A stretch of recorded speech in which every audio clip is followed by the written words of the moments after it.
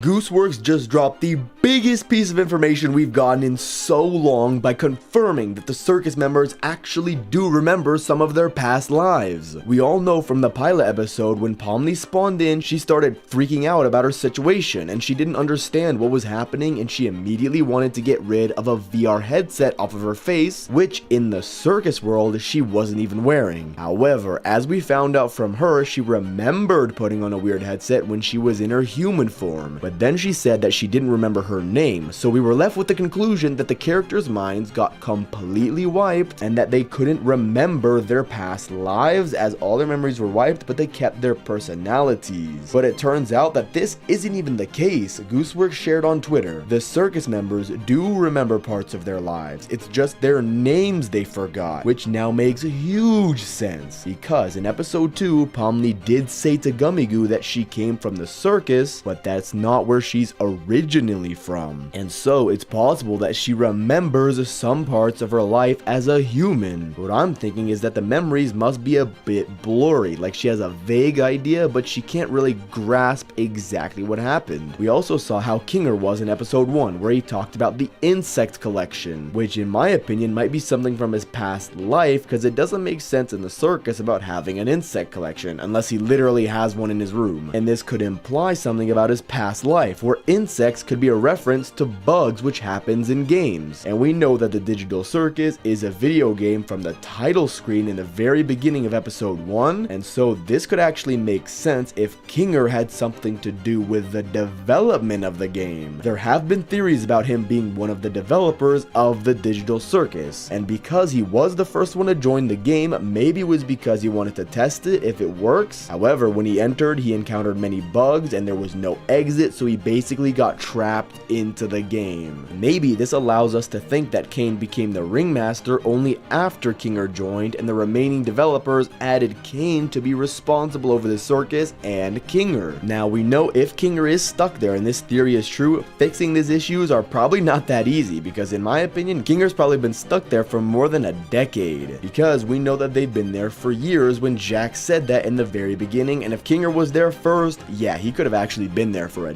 decade stuck. And Kane has designed some exit doors, but we can't be for sure if they're working properly or not. When Pomni went through the exit, she found herself in the back room, so she couldn't really exit the game, but she found a crack where she got outside to the void, but we couldn't actually see whether or not it led anywhere. And of course, at the end of the episode, we saw the camera zooming out to a computer screen, so maybe Pomni would have needed to fly further and she would exit the game, but that's not confirmed. It's just my theory, which I hope is true, and if it is true, I have called it from the 3-point line. And what I'm thinking is that it's possible that even if the developers created a proper exit, maybe they don't want the characters to leave, and this is because they want to see how the characters play the game, and we can actually differentiate the characters based on what types of players they are, and that allows us to theorize about their past lives and how they were as humans and what their memories are like. Pomni is obviously a curious type of player where she wants to solve the game and she goes all around to explore every single part, but as we saw in episode 1, she was really focused about finding an answer. However, in episode 2, it's only when she realized that the way to play the game is to have relationships with each other, because if anyone would be lonely and go into their room and keep rambling on about the exit door, they would eventually abstract. So basically their files would get corrupted, and maybe she was the same in real life. We know that Pomni is 25 years old and that she's good at accounting, so maybe that's why she reacted the way she did when she saw the office room with the computer. It's possible that she remembered this place and that it's familiar, and that Pomni was working as an accountant for the Digital Circus company and her life consisted of only working,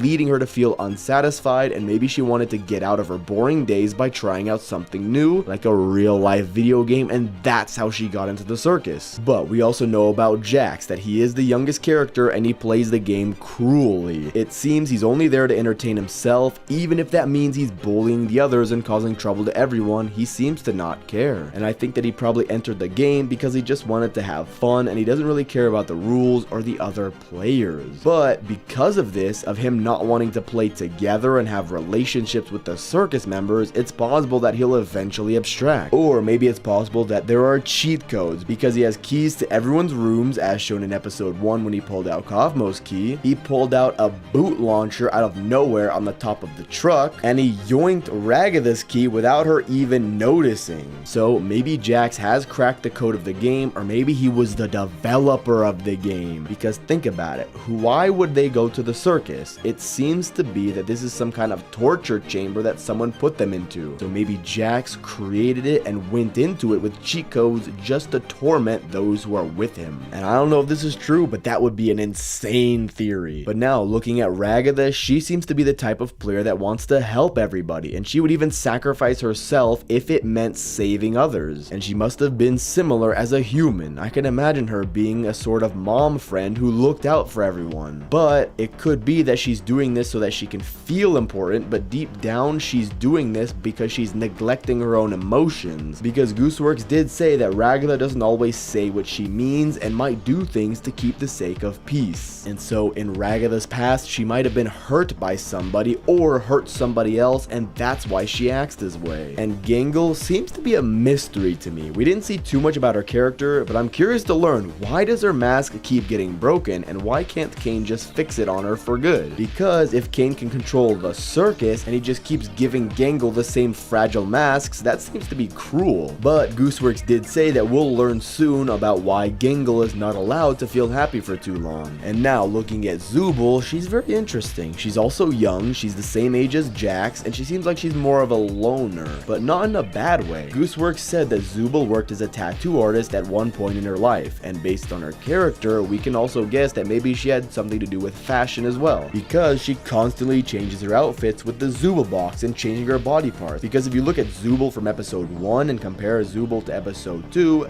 you'll see that she changed her body parts. But I think that there's more to Zooble than what we've seen so far, because even if she doesn't like the adventures, we saw in this scene where the characters are reaching for Pomni's hand in the void, Zooble is also reaching out for Pomni's hand. So I'm thinking that she also realized it's important to connect with the other circus members, and that her being a loner is simply just what she prefers. It's not that she doesn't like others, she just likes to be alone. But there's an interesting theory about Gummigoo. In episode 2, after Kane murdered Gummigoo, he says something very interesting, which could actually make some sense now after Gooseworks' tweet. Kane says to Pomni, "I know you guys love your NPCs, but if I start losing track of who's a human and who's an NPC, who knows what could happen." And he killed Gummigoo so quickly as if to not give it a second thought. But when he says this to Pomni, he could have actually realized what he had done. If you look at Kane's expression, he looks like he just did the most heinous act on planet Earth. Maybe Gummigoo was originally a circus member who spawned in just like the others did, and maybe he was the one that brought an NPC with him from one of the adventures, just like how Pomni brought him along, and Kane didn't realize that he accidentally got rid of Gummigoo instead of the NPC. And so Gummigoo was sent into the adventure, and it would actually make sense because we saw how Gummigoo was much more advanced than any other NPC that we've met or seen them act, and he had memories. Now it could be that all the memories were made up and Kane just created them with a more powerful AI, but what if these are Gummigoo's actual memories, like the one about his mom? But since he was exiled to the adventure and then later fell in the back rooms, that's when he started losing his mind, and that's why his real memories got mixed up with his reality when he was sent to the Candy Canyon Kingdom. And it actually could make sense, because if you think about it, Gooseworks said that episode 2 will focus on a character we haven't met yet, and we were guessing on who it could be, because it wouldn't really make sense if they focused on an NPC who we would only see